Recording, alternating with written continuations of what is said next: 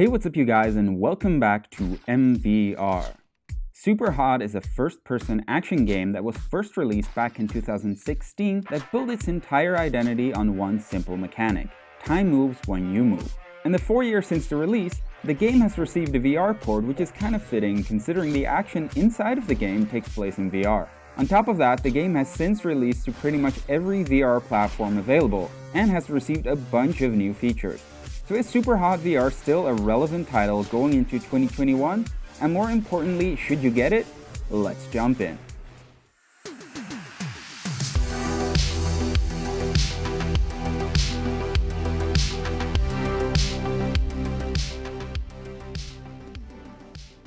One thing that immediately stands out in SuperHot is that while there is something of what can be called a story, it doesn't take itself too seriously and would rather have you focus on the gameplay instead.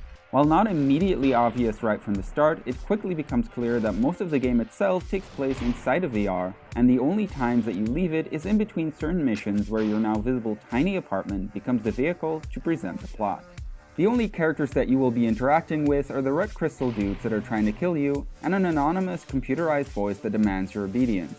Once you enter the simulation, you're ready to face all of the challenges and stages this game has to offer. The environments range from factories to restaurants, strip clubs, graveyards, and airports. While these levels start out easy, as you get to the later segments, you will really have to use all of the skills that you've learned in order to succeed. The game is challenging, but in the best possible sense that each mistake will have a clear cause, and restarting after failure is often quick and painless.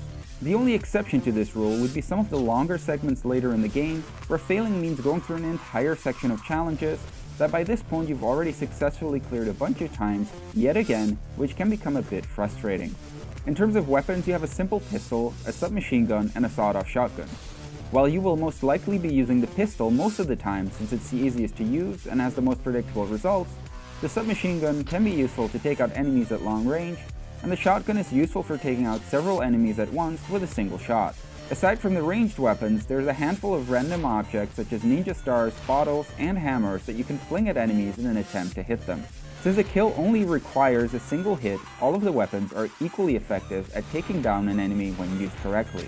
The only wildcard is that throwing objects at a long distance can be a bit tricky to get right and sometimes feels a little random in terms of what results you get. That being said though, it's hard to express just how good this game feels to play and control.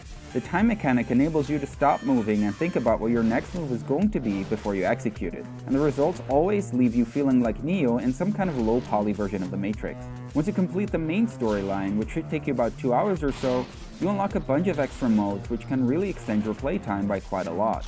There are hardcore modes where all of your weapons contain only a single bullet, or a speedrun mode for perfectionists. There are also several endless modes which give you a lot of replayability, where the action just keeps coming for as long as you can manage to keep up. A big change with the latest patch is that there are now shared online leaderboards for you to compete with, and because of the newly added multiple profile and guest modes, it has become easier than ever to showcase this great VR experience to newcomers.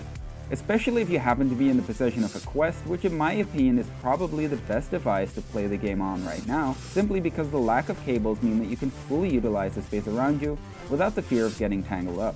So to get back to that original question, SuperHot VR is still pretty relevant today. The game manages to take full advantage of the VR space in which the players find themselves, and because most of the interactions rely purely on natural movements, it is extremely easy to get into. So if you like showing off VR to other family members and friends, this game is extremely well suited.